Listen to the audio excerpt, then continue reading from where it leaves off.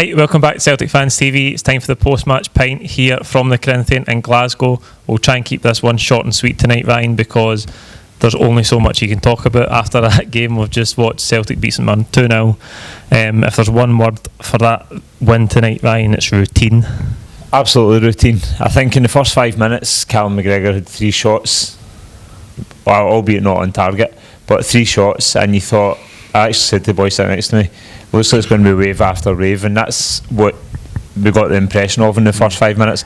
After that, it fell off the edge of a cliff, and it was almost like we came from the highs of beating Lazio, we came from the high of going away and putting on such a good performance in the first half at Pittodrie at the weekend, and then we just fell flat on our face today, and it just seemed like we just couldn't get out of first, second gear most of the first half. And even in the second half, albeit we stepped up a bit, we got the 2 goals, we put on a convincing display in the second half. It still wasn't what we would have probably expected to see playing St Mirren tonight, and I think there was a bit of unrest and unease in the crowd in the first half, where we were just a bit laboured and a bit turgid at times just to try and get the ball moving. I think coming into these sort of games, when we've had some really good results, obviously 4-0 against Aberdeen, with great win against Lazio, 6-0 against Ross County, people are turning up tonight thinking they're looking for 4 and 5 and 6, and it can't always be like that every week. You can't win 4 or 5-0 every week, but I did think there was a wee bit of lethargy in the team. I thought we were a bit sluggish. I thought we didn't even move the ball quickly enough in the first half. I thought, to be fair to St Mirren, I know that I'd said before the game they've got the worst attacking record in the league. They've only scored 5 goals, but their defensive record is decent. I actually thought they'd done well enough tonight. I thought the boy Obika up front caused problems. He got in once or twice in behind Aya and Julian in the first half, and I thought he provided a decent outlet for them. He held the ball up a few times. He was winning fouls. So I thought St Mirren done themselves some justice. I know that they're bottom of the league tonight. I'll not be much solace for them, but I thought they were decent enough, and we just didn't do enough with the ball. They'd packed the middle of the park a lot, and around the box. So they had bodies everywhere, particularly around about Christie and Edward, but we just didn't do enough. We didn't move the ball quickly enough. We didn't get the ball wide enough because they had so many bodies narrow. We did have chances though in the first half. Julian, who obviously got that glorious winner against Lazio, Christie puts in another great ball right in his head, and he clears it out of the park again. And then I think the only other real chance to note was towards the end of the first half. James Forrest hit the post, but we didn't really cut through them in the first half at all. No, we didn't. I think Brian Christie had the shot that skiffed the top of the crossbar in the first half, which probably another one to note. But in the first half, we really failed to, like you said, move the ball quickly enough. I think the changes that were made in the fullback spots tonight showed, and I think it made us a little bit more laboured moving up the park. I don't think we had the good overlap that we've been seeing from Elyounoussi, Frimpong and Bolingoli. I think we missed that tonight, and I think it showed in the style of play and how we moved the ball. I think we just didn't have that finesse and the speed of play kind of getting forward. So I think that showed. I think the first half was, like I said, the first 5 minutes looked like it was going to be wave after wave, and then we just fell off the edge of the cliff, and it was just one of those more pedestrian. They were very, very congested in the middle of the park, and I think when you set up like that, we like to go through the middle. We like our Christie and Edward link up, and when you stifle that, then you can almost nullify a lot of what we do in the final third. I think what obviously we've touched on St Mirren, and I think they've done well enough. I think obviously you've touched on the full back areas there. That was where we've seen the changes today to the team tonight. Sorry. Obviously Christie came back in for Vogic, who had a wee bit of reaction with his knee, I think, and Christie came back for suspension, but it was Taylor at left back and Bauer at right back. Taylor, I thought done well. I thought he was always available in overlap. I thought that there was one time in the first half, where St Mirren broke forward, and it's kind of similar to situations we've seen with Bolingoli recently, where he's very high on the left hand side, and he had to burst it to get back in a wee bit because we were light over that side of the park. And I thought he was good enough. I thought obviously it's his debut. I think that position will still be Bolingoli's as it stands. But what did you make of both fullbacks tonight? And obviously we've seen Bauer on the other side as well. I think Greg Taylor did do relatively well. It's his debut, you have to bear that in mind. It's always the pressure of stepping out there in front of 60,000 fans, albeit it wasn't 60,000 tonight, far short of it, but the pressure of that stepping out in front of the home fans for the first time.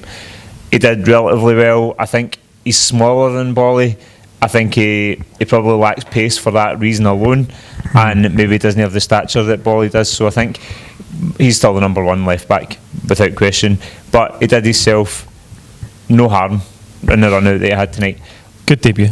However, the polar opposite, Bauer on the right hand side, I don't know what has happened to him. I think in the first game, I think his debut, he looked like he was sharp, he looked like he had that cracking throw in that we've never seen again. The wee things that we thought we saw in the first outing, we've not seen them again, and I think he looked very suspect on the ball today. I think he looked like he just didn't provide anything going forward, and I think that he's distinctly well back in terms of looking at our right back slot now. It's Elyounoussi for me, then it's Frimpong, and then it would be Bauer at a last choice. I think that would probably be the case for most people now. Obviously Frimpong has came in and he's kind of blown everybody away. Obviously he's only played 3 games and listen, you can talk about the opposition in those games, but he's been a breath of fresh air. He brings so much energy to the team, and I touched on it on Sunday about having that energy in the team after such a taxing game on Thursday night in the Europa League. And I think that's something Neil Lennon actually said in his press conference yesterday when he was asked about Frimpong, like having that he brings that energy to the team that's so important. We didn't really see that energy tonight, I thought, and obviously Elyounoussi was on the bench tonight as well, and I would expect him to start on Saturday at Hampden against Hibs. Frimpong not in the squad tonight, do you think that's just a bit of like we're being selective for when we use him? He's obviously still a young guy, and do you think Elyounoussi will come in on Saturday? Elyounoussi a definite for Saturday. I think if there was going to be a lull in our play over this week and a half, then it had to be tonight, because we have to bring a big game on Saturday and see ourselves into the final.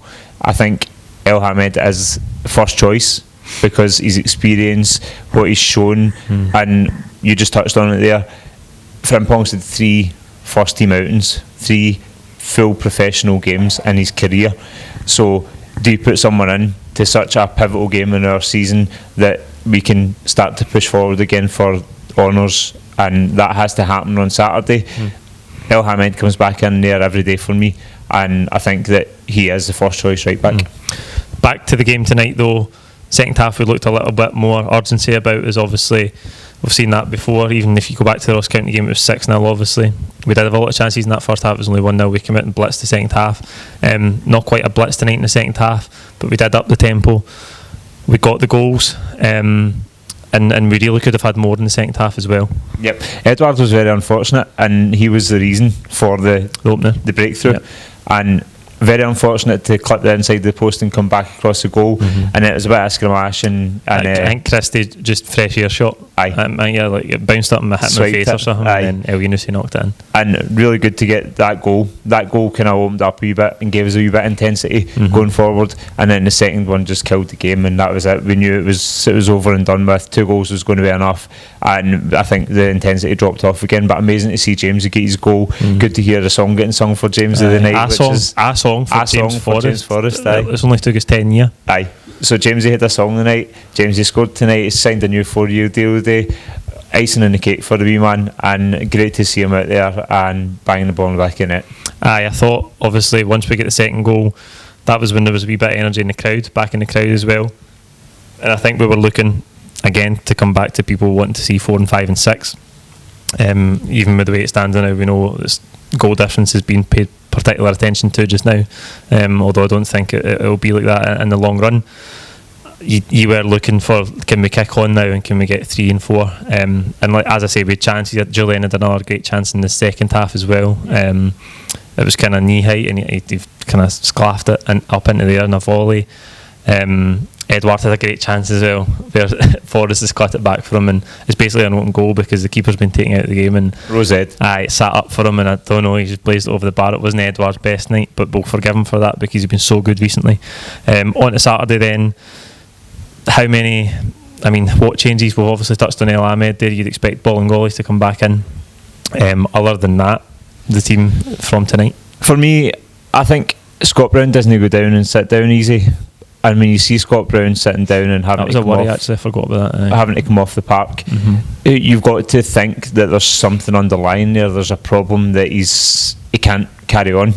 And for me, that indicates that maybe we'll see a change in the middle of the park there. I would like to see Ncham come in and play alongside McGregor with Christie in front of him. So for me, it's got to be Bolly back out on the left, it's got to be Mohamed in the right, and if Brown is injured then or really struggling and it would be a risk to put him in, I wouldn't mind seeing McGregor there as the captain and have Ncham alongside him with Christie playing in front. I think obviously Brown bit of miss for us. I think he's playing really well just now, actually, Scott Brown. But Hibs drew tonight with Livingston. They came for 2-0 down. They were 2-0 down at half time. They managed to rescue it. I think a Scott Allen penalty, and I think Martin Boyle scored in the last minute. They're not in great shakes, Hibs. They weren't in great shakes the last time we played them. They managed to get a draw then. We've got to be out to set that wrong to right on Saturday. It's not at Easter Road where we've got a wretched record. We've got a brilliant record at Hampden in recent years. And we've really got to get out there and play with that intensity that we've seen in Ross County and Lazio and Aberdeen and really take the game to them early on. Yep, we have to go for the juggler from the very off, and when we do that, we have such a capacity to put teams to the sword, and we've seen it time after time this season. If we get our players like Edouard and Christie and Forrest and Elyounoussi out on the left turning up with that intensity that they can bring and they can deliver, then we can get the early goal and we can start to kick on in the game. And you've got to fancy us at Hampden. We've been really, really good, almost flawless for the last number of years, and that has to continue on Saturday, and I don't see any reason why it won't. Aye, absolutely. I think we can't give Hibs any life in the game. If you think back to Easter Road, obviously we'd sort of let the game go in the early part, and okay, they get the luck with the own goal, but we just let them have oxygen in the game, and we can't have any of that on Saturday at Hampden. No. That'll do us for the post-match pint tonight. Thank you for watching. Like the video, comment your own thoughts on tonight's game below. Please don't forget to subscribe if you haven't already. We're approaching 20,000. We put so much time and effort into bringing you this content. We're here in the Corinthian at 11, 12 o'clock at night. We were here to, what time were we here last week at Lazio? About 1:30. So we've put so much into bringing you the content. If you can subscribe and get us over 20,000, that'd be absolutely amazing. We'll see you tomorrow for the starting 11 prediction for the Hibs game. Thank you.